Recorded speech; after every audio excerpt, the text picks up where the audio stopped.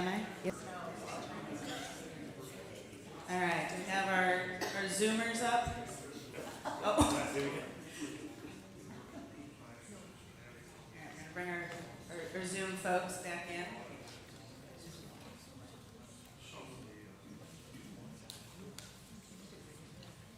So the QR code is up here, and it was posted a couple other places. So as you know, we're trying to go paperless this year. As green as can be.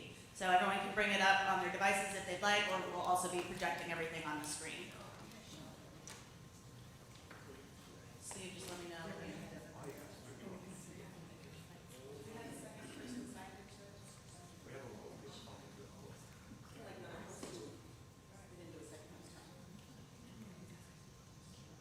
Hold tight, guys. We want to make sure our Zoom, we've got about 15 or so people on Zoom, so to make sure that they can follow along as well.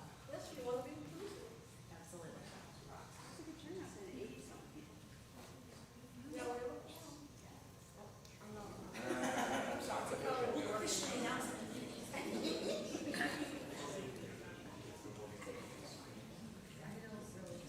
While we're sitting here, and I'll repeat it again for the Zoom people, but remember that summer hours start next week, correct? Next weekend, we go to one service, 10 a.m. Just keep that in mind for the next few months. That'll be the schedule.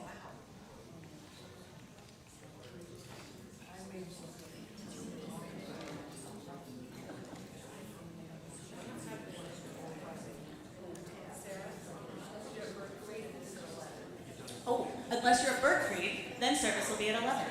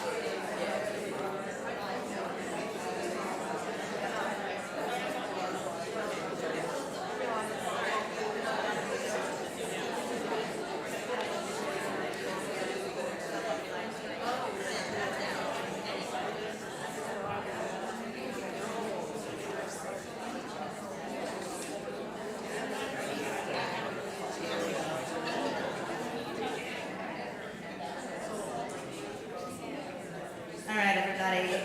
Thank you.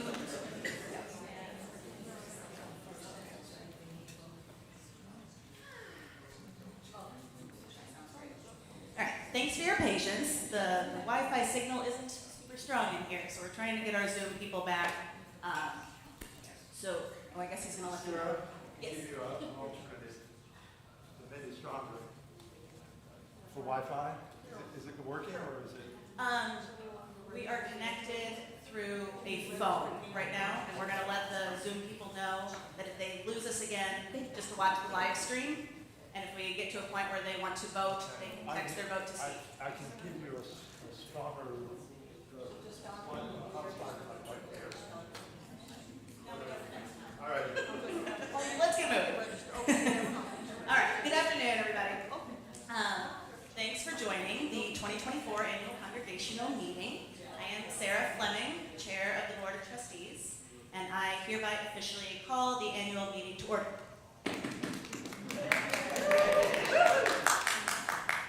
I am so pleased that so many of you joined us this afternoon. It has been an energizing church year. We have welcomed so many new members, we've boosted our volunteer efforts, and most notably, we have called a new settled lead minister.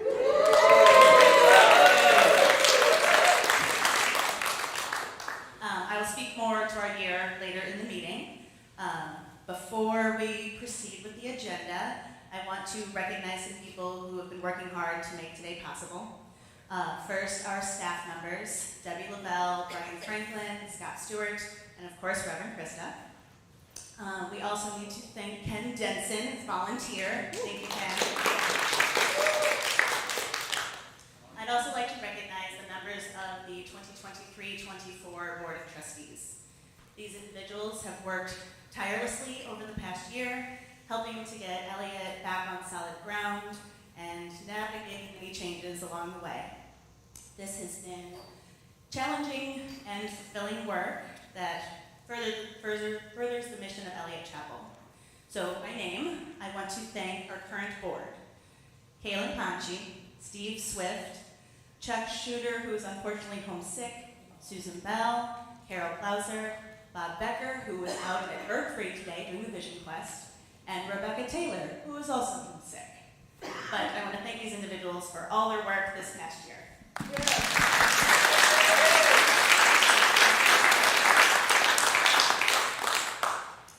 All right, we've got the agenda pulled up. Good.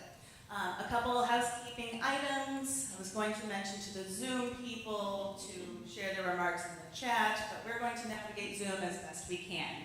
Hopefully we'll hold on to you guys. If not, hopefully you got Steve's number. Lock that in your phone. Childcare is available today just until 2.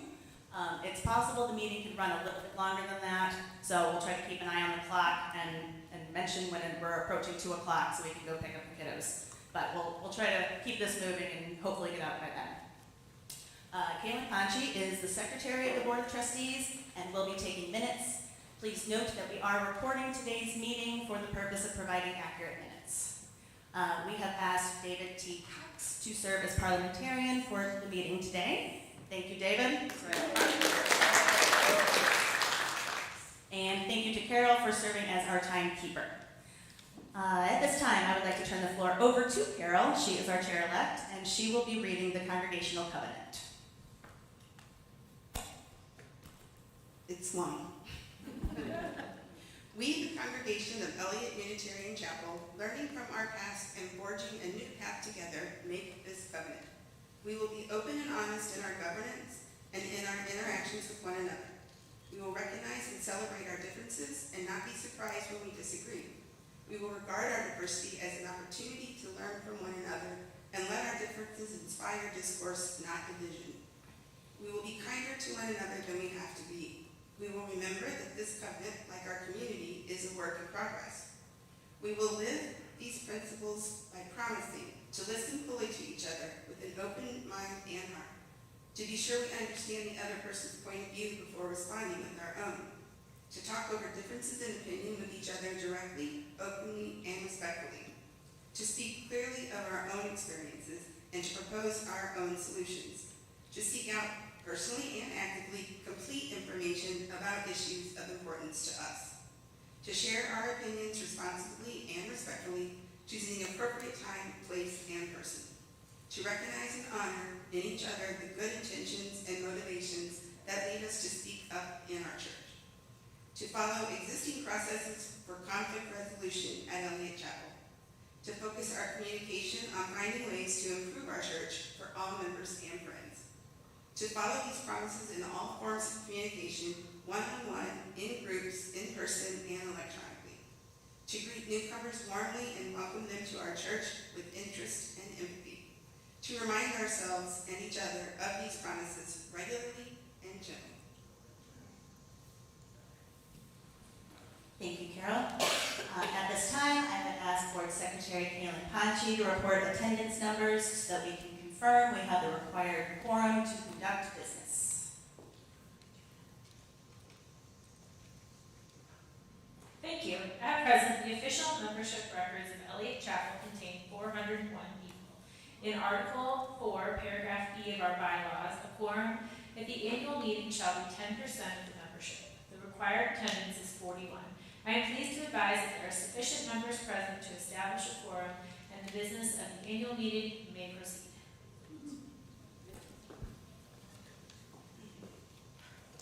At this time, I would like to turn your attention to the adoption of the proposed meeting rules that are contained in the meeting materials, and they are on the screen now.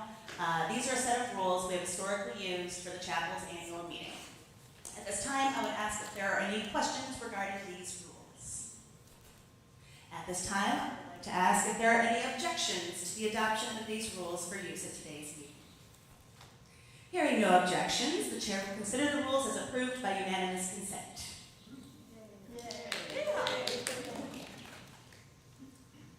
All right, our consent agenda. At this time, we'll consider the adoption of the consent agenda. I want to give a brief explanation of a consent agenda for those who may not be familiar. Boards and other bodies use a consent agenda to group perfunctory but nonetheless important items into one agenda item. This speeds up the meeting and creates time for other issues and dialogue. It is approved in one action and by one vote instead of multiple motions, seconds, discussions, and votes. This enables us to handle necessary business efficiently where information has been distributed in advance and there are no discussion or debate on the items. Generally, any member may request that any item shown in the consent agenda be removed and considered in the ordinary course of the meeting. Today, we have proposed a consent agenda consisting of 9 items. Please note that the materials covering all of these items were included in the meeting materials that were distributed in advance of today's meeting. Names and biographies of the nominees in items C through F have been distributed to the congregation via the weekly email beginning April 12th to present, as well as with the meeting materials that were sent out on Friday. So the items on the consent agenda are approval of today's agenda, approval of the minutes from the 2023 annual congregational meeting, election of Kathy Bruns, Jennifer Stauber, Matthew Hull to the Board of Trustees for 3-year terms, and election of David T. Cox to the Board of Trustees for a 1-year term, and approval of 3 minor changes to the bylaws. Hopefully you guys all got to read the bios ahead of time and the proposed bylaws. So I'm going to ask if there are any members who wish to request that any of these items be removed from the consent agenda for further discussion and consideration later in the agenda. Please note this is not a motion and will not prompt discussion at this time. It will merely move the items into the agenda for consideration at the appropriate time. So I would ask if you have any objection to adopting the consent agenda, please raise your hand now. Yes, Pat. Yes, I would like to remove proposed change to the bylaws 1 and 2 from the agenda. All right, we will remove those 2 from the consent agenda to be discussed later in the meeting. Are there any other objections to any of the other items on the consent agenda? All right, so we will consider the consent agenda adopted less those 2 proposed changes. Accordingly, 1 minor change to the bylaw will be adopted at this time, and Kathy Bruns, Jennifer Stauber, Matthew Hull, and David Cox have all been elected to the Board of Trustees. So thank you to the 4 of you for your willingness to serve.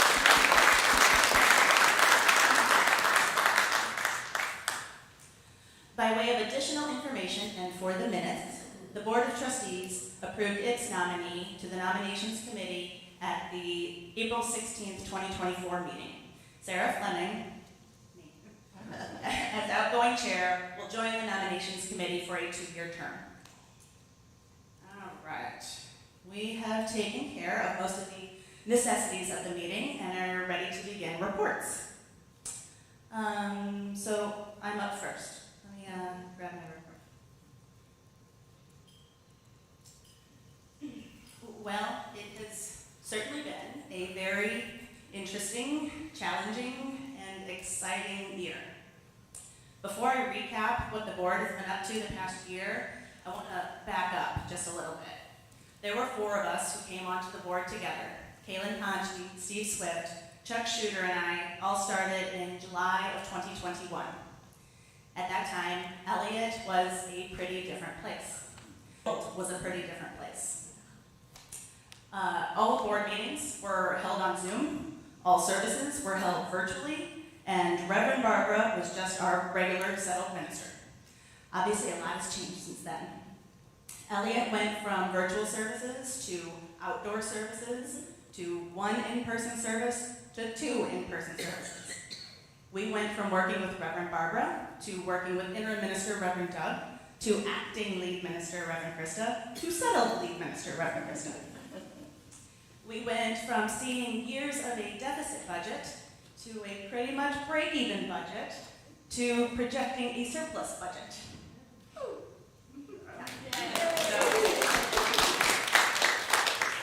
So it has certainly been a unique time to serve on the board. And I just want to say how thankful I am, and I'm sure the others will agree, how thankful we are to have followed so many strong, persevering leaders who helped us get on the path that we're on. There were difficult years there that I know were stressful and heavy, and I appreciate the tough decisions that were made to help us get to where we are today. Yeah, I'm looking right at you. So, now, on to the current church year. I wanted to let you know some of the things the board has been working on. Well, first of all, a stellar ministerial search committee was put together at the end of last church year. And while I would love for the board to take credit for having supported them in their amazing efforts over the fall and winter, there was little support needed. That team tackled that assignment head on and did such a thorough and heartfelt job. I know we already recognized them at the vote meeting, but I'd like to do so one more time. So, Carl, Tanya, Janice, Bob, Rob, if you're here, stand up real quick and be recognized for a minute.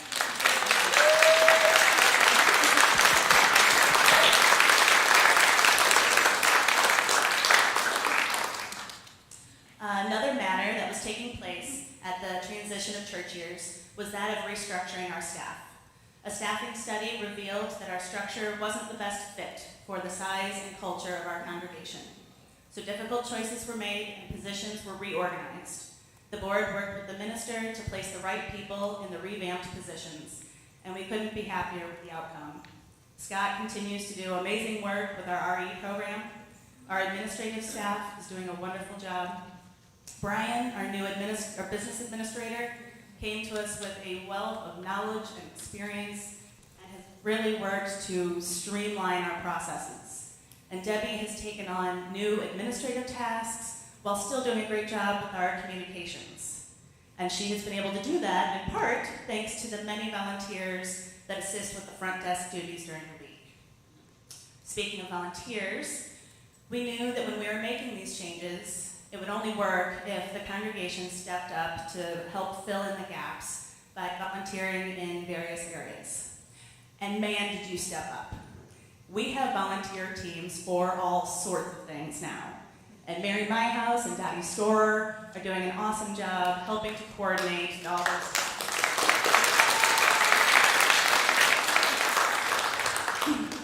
So let's make sure we keep the volunteer efforts going. This little Eliot engine is truly powered by its people. And as an aside, if you're looking for another way to help out, we'd love to have 2 to 3 people every Sunday this summer to hang with the older kids outside so that parents can continue to come to services. So just another little way you can help out and help take care of each other. We want to see our families all summer. Another task the board has been working on this past year is a strategic plan. Many members of the board, staff, search team, and other lay leaders took a workshop in December organized by the UUA. The representative taught us how to put together a rolling 3-year plan.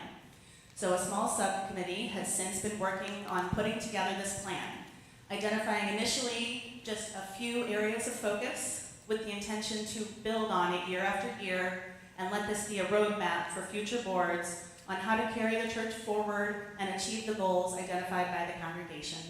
And we were very lucky this year to have the feedback of the search team to help get this plan started. Another focus area of the board this year was addressing our governance model. In the previous church year, board members were reading a book on a different interpretation of policy governance and working with Reverend Doug to broaden our understanding of different ways to implement this governance model. After lots of consideration and discussion, we have explored a model of governance that is a bit more collaborative than Eliot had experienced in the past. So far, we have really enjoyed venturing down this path with Reverend Krista in a manner that truly feels like a team working toward common goals. Additionally, the board worked this year to develop a new ministerial evaluation process. Previously, the lead minister was evaluated based on the results of a congregational poll that addressed ends and means. We felt a more focused approach would be beneficial in identifying areas of strength and areas of growth. So using the UUA's evaluation guide as a template, we developed a process that uses evaluation criteria in various areas of ministry that will be evaluated by those who work closely in those areas, be it a board member, staff member, or volunteer in the congregation. Well, there are many other things the board has been working on. You probably don't want to hear the nitty-gritty about policy monitoring and the 7 practices of board leadership. But I do want to end by just recapping some of the fun things that happened over the last year at Eliot, board-related or otherwise. We participated in the Green Tree Festival at Kirkwood Park. Dozens of you volunteered to help man this booth over the weekend.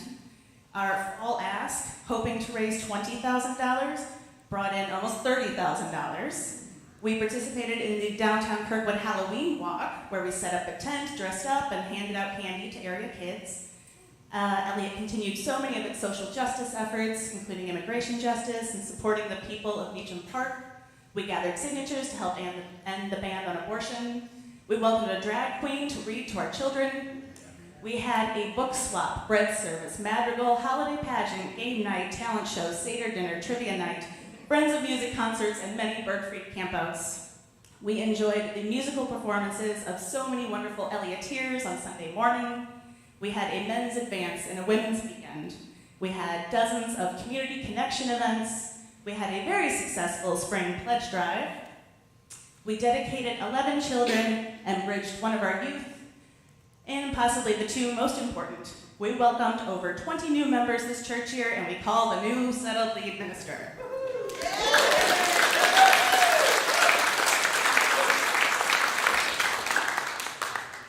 The pandemic may have slowed us down for a couple years there, but I'd say we're back.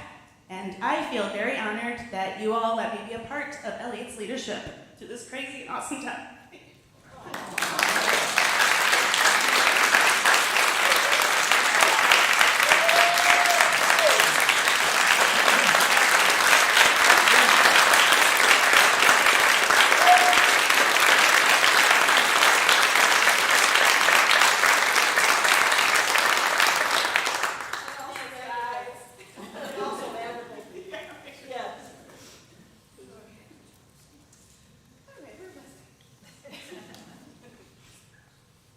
Okay, at this time, I would like to turn the floor over to Reverend Krista for her presentation. Hi. And I also want to say I spent a lot of time with the three people before you. We met weekly. I know in September and October we met way more than weekly. So I really, really appreciated working with all three of you, and I look forward to continuing to work with Susan and Carol, and I look forward to all the new things you're volunteering to do next year. So as Sarah said, it has been quite a year at Eliot, and she's done an exceptional recap of many of them, but I also have a bit of a recap from a minister's perspective. And so I just want to say it's an honor that you called me. And I'm still a little bit like, really? So I just keep pinching myself. It's really, really wonderful. And I continue to feel so honored and blessed to be here with you. And you helped me to be a very good minister. Gotta say. It takes 401. So last year, the search team had 4 priorities for your next lead minister. Building a sense of community, presenting inspiring and challenging Sunday services, fostering spiritual growth, and pastoral care. So my practice of ministry is this, that the priorities that a congregation identifies for their spiritual leader tells me what your work is. And what I am helping you to accomplish. That's how I understand ministry. It is not about me, although I'm a crucial part of it. It's about us reaching for the goals you have set for yourself. So here are some highlights of the year that we achieved. As Sarah's already mentioned, the staffing transition. We did restructure our staff change. And my goal in the work that I have done with the staff is to the same way that we're integrating a collaborative model of policy governance, I am also working with the staff to integrate a collaborative model of how we work with the people of this congregation and support you, especially those of you who are in leadership, who need our support for you to do your work well. So the staff team that we have built, I say we have built, as well as the search team that brought Nadia here, and if you were part of that search team, would you please stand? Bill, you were on that search team. Megan was on that search team. And Lou Salvin was on that search team. And we brought Nadia here. So, thank you. So, my goal was that the staff team would be more than competent, kind, open-hearted, and proactive, and that their very way of serving would build community, trust, and possibility. And so that really was our goal. There's a reason why everyone's door is always open. We are an open door for you, for you in the congregation. Also, the transition to mission-based governance. As Sarah mentioned, we continue to use policy governance, but it's been newly interpreted to accentuate a collaborative approach that centers the mission of the congregation. And that has been the approach that I have adopted in my leadership as lead minister, is to model with the lay leaders that collaborative approach, because we are moving forward together. So it's not just my vision, it is our vision that you established by saying it was your vision. Does that make sense? So transparency and accessibility, we have worked on the staff team very hard to make significant improvements in our communications. That's something we heard often from many of you during the ministerial search process and the year prior with Doug, was that it was hard to find.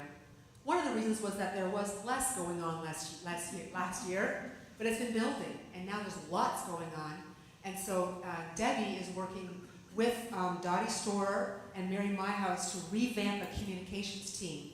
And we are anticipating some really big improvements next year, including our website, including our social media, and including all the ways that we get your information out there, including doing training for lay leaders and how you can use us to get the word out there of what you are doing so that you all can accomplish your goals. I continue to be very impressed with Scott Stewart. He's been here 15 years. Anytime I need to know something that happened like in the last 15 years, Scott is my go-to person, along with John Robinson.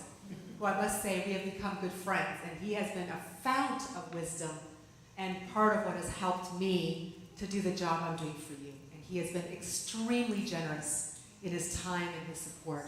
So I really, really value him and the blessing he's extended on our shared ministry together. I've done my best to create inspiring worship services.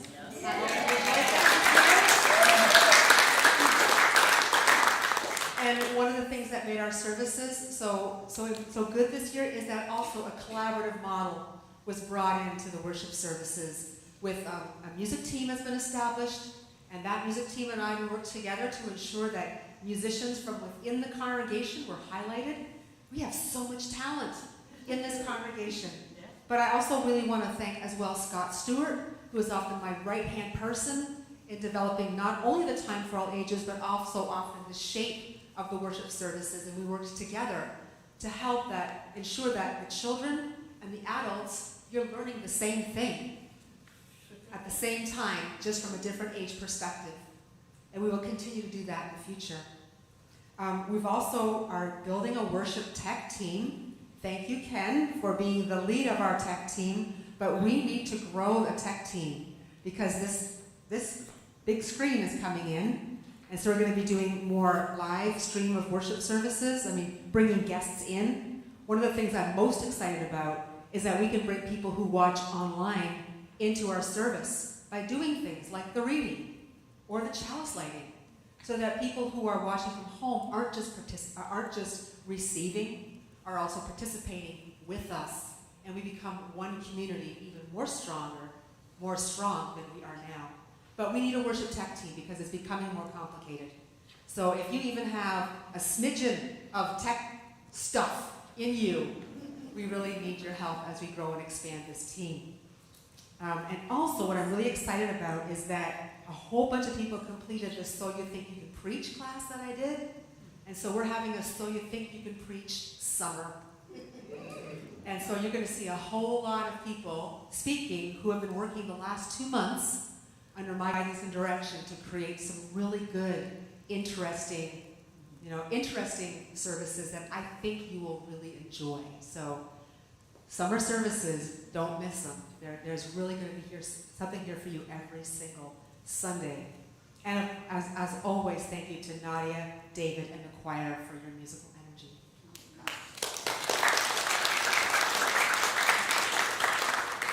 We've already heard some great things about our board. Indeed, we have an awesome board. I've served with a lot of different boards in my 20 years. This one's the most fun. And also, I can always look forward to Bob Becker's baking, which we will continue to enjoy because he has 2 years left. But we do leave this year with one task still to complete, and that is developing our 3-year plan, which we're looking forward to sharing with you through the summer. We had a lot of fun. You went through all the fun, so I don't need to list all this fun again, but it was fun. And this year, as of today, we welcomed 25 new members to this congregation.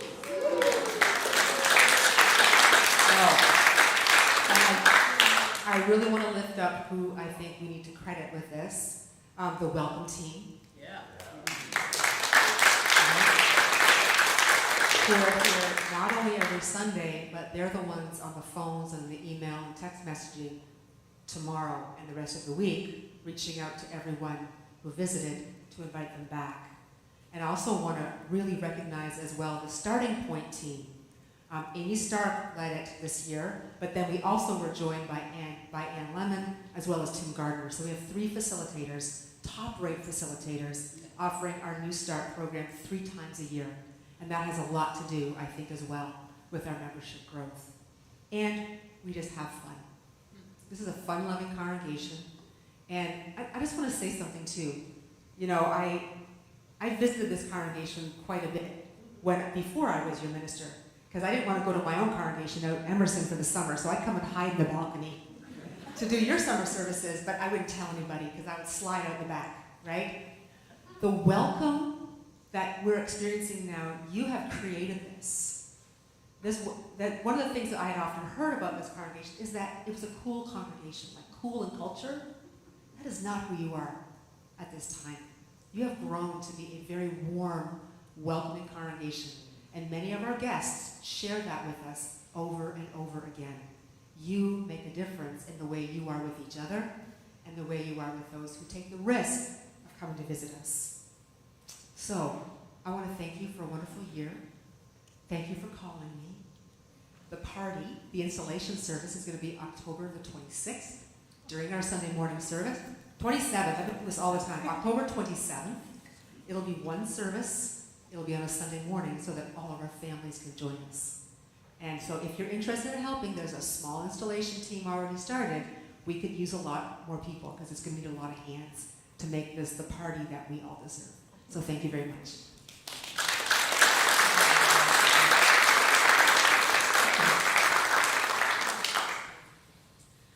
Okay, back to business. I note for purposes of the minutes that there is no old business to come before the congregation at the annual meeting. At this time, we will hear a presentation of the chapel's finances. This will be given by our treasurer, Susan Bell. I would ask that you hold your questions until the question-answer portion of the meeting. I will turn it over to Sue. Hi there. So at this time last year, I labeled my budget presentation Moving Towards a Stronger Financial Future for Eliot. And we made some really good moves to set us on a stable footing moving forward. The pledge drive slogan this year was Forward Together. And we found out we could blow the roof off the steeple. And 25 new members really helps too. Hopefully some of you may have attended the financial presentation. It was held about 10 days ago. So I'd like to focus on the current year just briefly, because we had an amazing year with additional pledge income and non-pledge contributions. In addition, going to the 2 services, we've seen an increase in shared plate contributions. The current year, we had anticipated a deficit. We had budgeted a deficit of $45,000. And if you attended the financial presentation about 10 days ago, we had operating expenses of $170. But we think it'll actually come in closer to $160. So that gives us a potential surplus of about $2,253.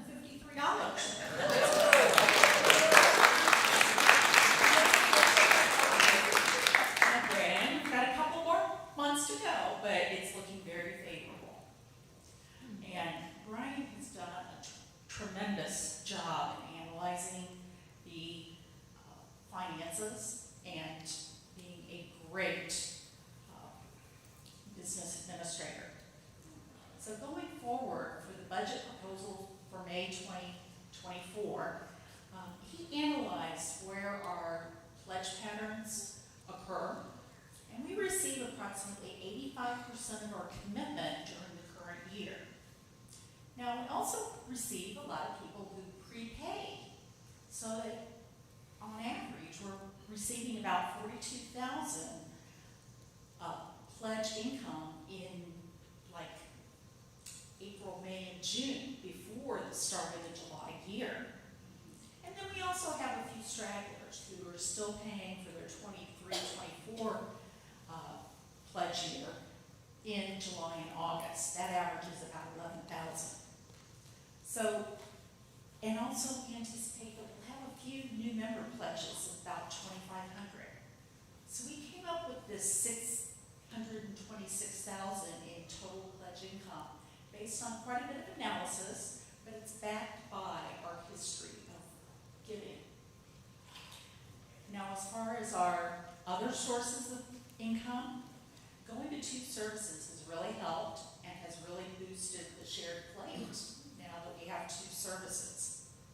And we also anticipate that we'll get about $40,000 in non-pledge income. Some people have chosen just not to pledge, but they give us gifts. So that we anticipate will be very healthy at $88,000. Some of the other income lines haven't really changed dramatically. We anticipate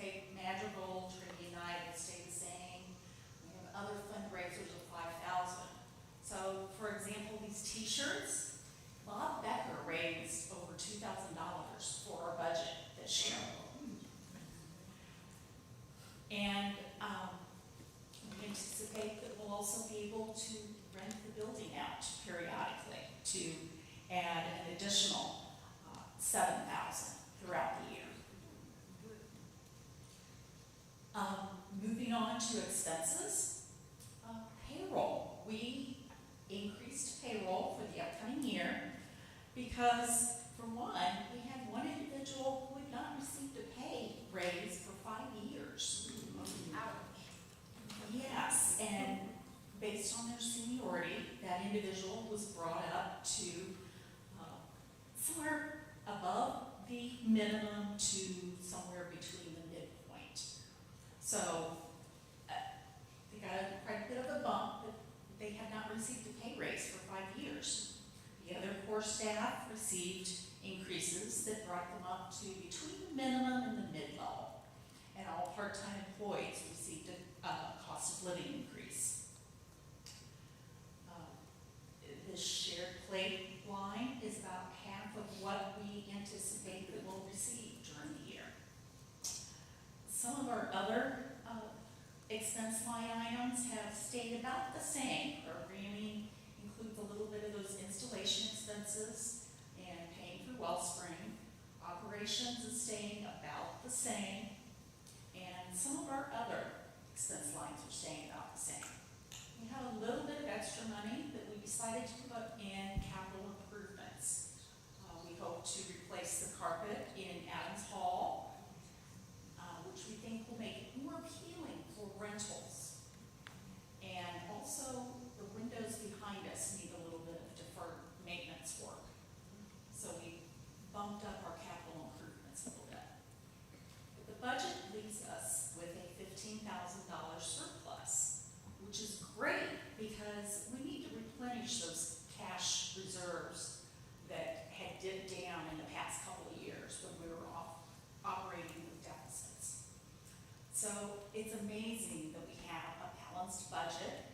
I shouldn't say amazing, I'm glad we've got a balanced budget. But it is a little bit surprising from previous years, so I think we're on the right track. And I think we've got a great year ahead of us.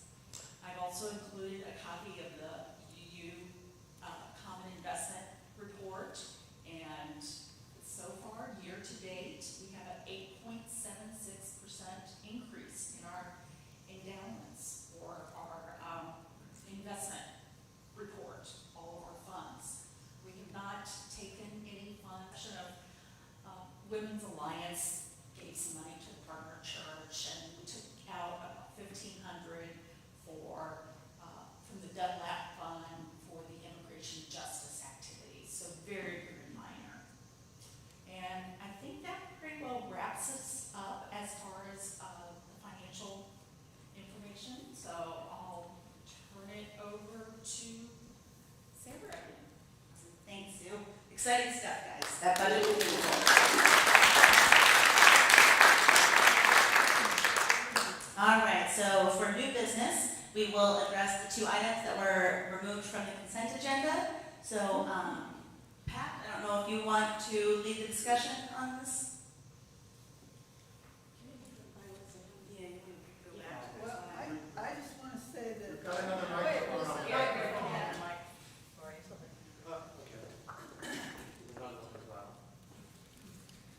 Okay, I had an objection when we first got our emails with the changes in the bylaws. For new members, it said membership requirements, which wasn't discussed, and I believe that's been changed. Yes. And you've got it up there now, but it only came out Friday, so I didn't see it. Now, we've never had, quote, membership requirements not spelled out. And now it says, where am I? Oh, proposed, second paragraph. Yes. All right. Upon participating in pathways to membership class, and upon affirmation of their membership by the Board of Trustees. So I pulled that from the consent agenda because I hadn't really read it, and I wanted to see that change in it, and that was really the only reason, because I thought what we really want to do is say you have to go to a membership class.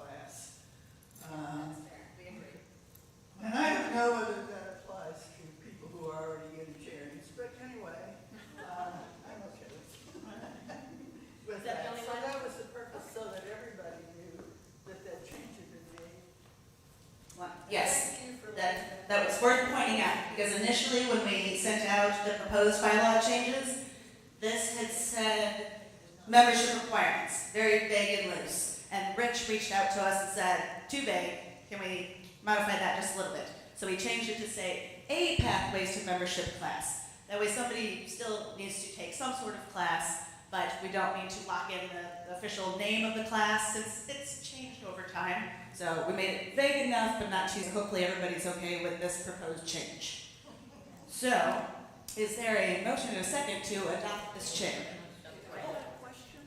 Yes. Wait. Is there any reference to giving as a qualification of membership? Yes. Yes, there is, not in this particular line, but in, I think, B or C. It says that a financial contribution should be made to be a member, or you can get a waiver from the minister. Okay. So that is part of membership, just not this particular bylaw. Yes. All right, any other discussion on the bylaw changes? Yes. Okay, so we had removed the first two. Is there a motion and a second to go ahead and approve them as they appear up here? So moved. All right, all those in favor say aye. Aye. All those opposed say nay. All right, they're passed. Woo-hoo. All right, well, we have one new item on the new business, and that is the passing of the gavel. So I'm going to come over, no, I can't. Do you have the script up? I'm going to go over and be by you. Should I speak now? Do you want to?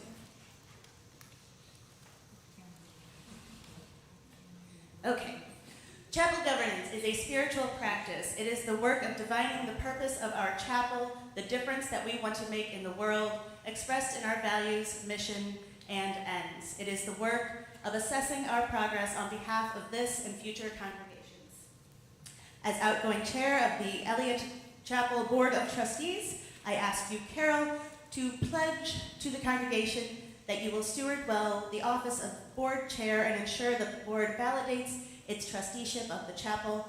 Carol, will you make this pledge? I will. As board chair, I will ensure the integrity of the board's processes, set and guide the agenda for the year, and foster our governing style.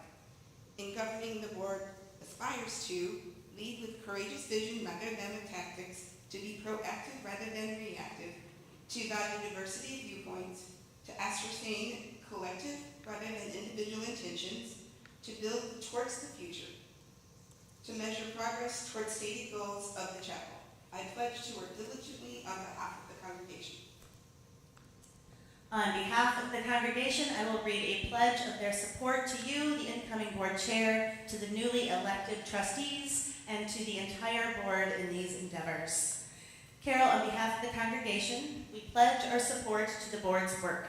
We have elected trustees to represent our interests and those of future congregants. We promise in the spirit of our congregational covenant to speak up in matters of interest to us and to our chapel, and to aid the board in discerning the mission and goals of the chapel. We understand that the board's work is that of acting on behalf of the whole rather than on behalf of individuals. Carol, let your acceptance of this gavel be a symbol to the community of your commitment to Eliot Chapel.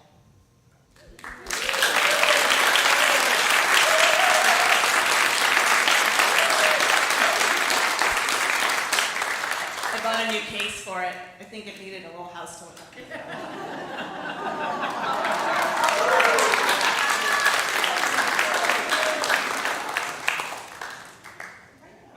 Rainbow, thank you.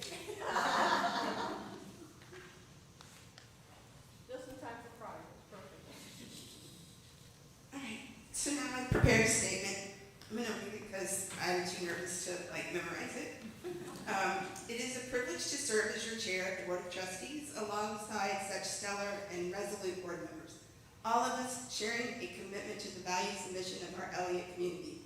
I am excited to step into the year ahead with optimism and unwavering allegiance to our success. I am humbled and grateful for the confidence placed in me to serve as your chair. Thank you for entrusting me with the vital and sacred responsibility. After serving 2 years on the board, and as I enter my third and final year, I'm acutely aware of the challenges and opportunities that lie ahead. Yet we have the collective wisdom, compassion, and a resilience to overcome any obstacles. We've already shown we can. I'm committed to fostering a culture of deep listening, collaboration, transparency, and inclusivity within the board and across all aspects of our congregation. During our interim period, we have cultivated a spirit of unity and resolve, prevailing over hardships and embracing change together.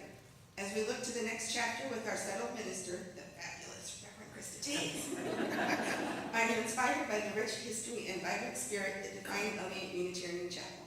Together, we strive to make our community a beacon of inclusivity, compassion, and progressive thought. It is a place of belonging, a welcoming place of warmth, acceptance, and spiritual growth, where we explore our beliefs, support one another, and create a more just and compassionate world. Let us celebrate how far we have come. We've really come far since the pandemic. Let us celebrate how far we've come and continue with this journey with renewed enthusiasm and gusto. We can embrace the next year with open hearts and minds, welcoming the potential and possibilities ahead. Let us travel a path filled with prosperity and growth for Eliot Chapel and all who call it home.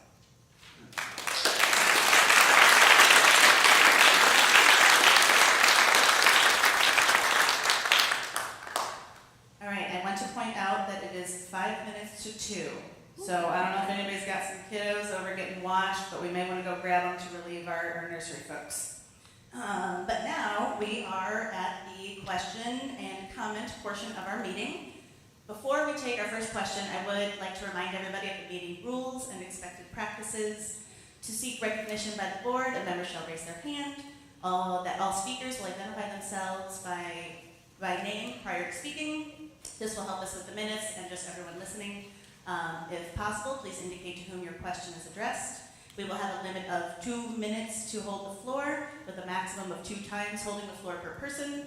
And we ask that a speaker not speak a second time until all those wishing to speak have done so, and that we will listen to each other respectfully and in the spirit of fellowship.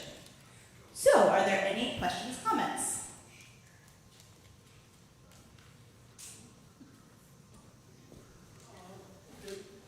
Keep it, Sarah. You can break the mic.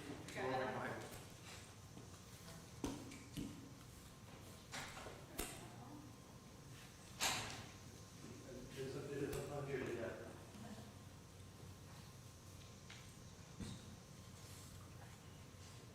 I'm waiting for the official. I think that, okay, now it's in.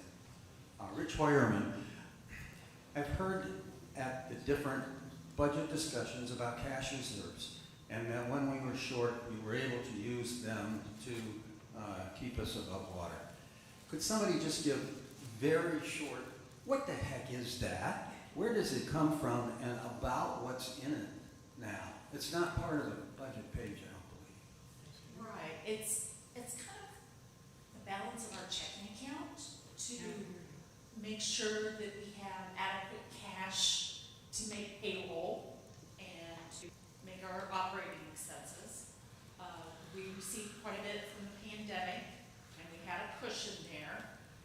It's recommended that we have, I think, somewhere between like 75 to 100 days worth of cash. We have right around 70 days worth of cash. So we're in pretty good shape. This 15,000 that will accumulate over the year, we'll just build it up a little bit. Does that help explain it? Yeah, I think so. It just wasn't clear where that money was coming from. So generally, it's just how much money we amass over the years. Ideally, if you have a surplus budget, you can just kind of keep some cash in reserves. During the pandemic, obviously that wasn't the case, but we were saved by the PPP loan that the government gave out. So we were given, $200,000, and so that cash helped float us through. But it was dwindling year after year, and so we weren't going to be able to continue at a deficit budget even one more year without tapping into endowments.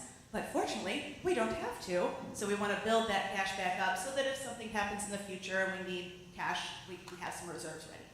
Okay, so just to repeat to see if I understood that. It's cash that's in the current checking accounts that has come from different sources in the past.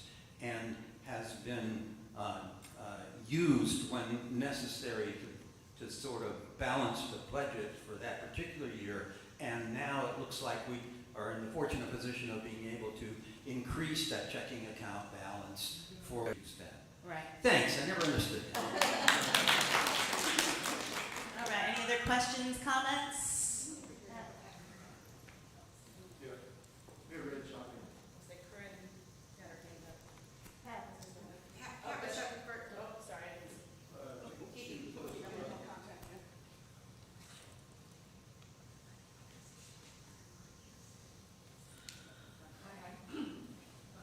Hang on just a second, I'm not sure where you are.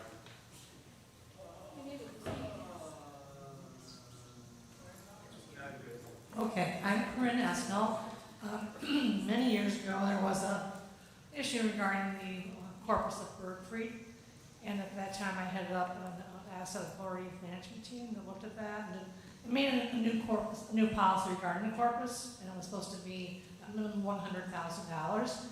I'm very impressed that it's now $200,000, but I was curious as to what is the official corpus. Is it still supposed to be at a minimum of $200,000 for bird freed? So it's just a general question on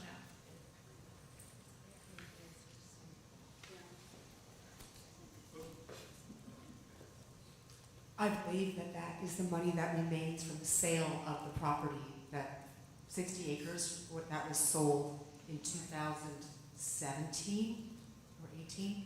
That's what remains. The corpus, I believe, is 100,000, from what I can remember from reading the policy. It's all, if you go into the policy and bylaws section of our website, you'll be able to find the policy there, but I believe it's $100,000.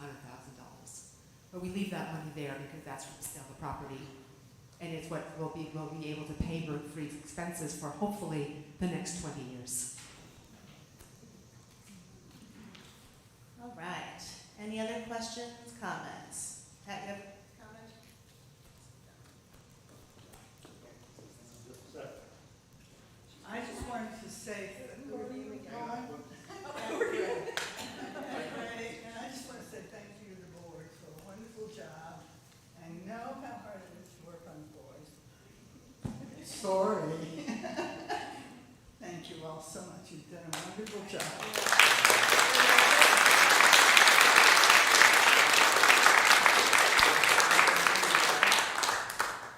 Got another question back here, comment? Jennifer? Oh, no. Oh, you have it? Just take the mic. Oh, okay. I knew you said. Right. That's all questions or comments? Okay, well, thank you everyone for attending today. At this time, since the body has approved the agenda, the chair will assume that the motion to adjourn the annual meeting is on the floor. Are there any objections to adjournment at this time? Okay, hearing no objections, then by unanimous consent, the 2024 annual congregational meeting of Eliot Unitarian Chapel is hereby adjourned. Go!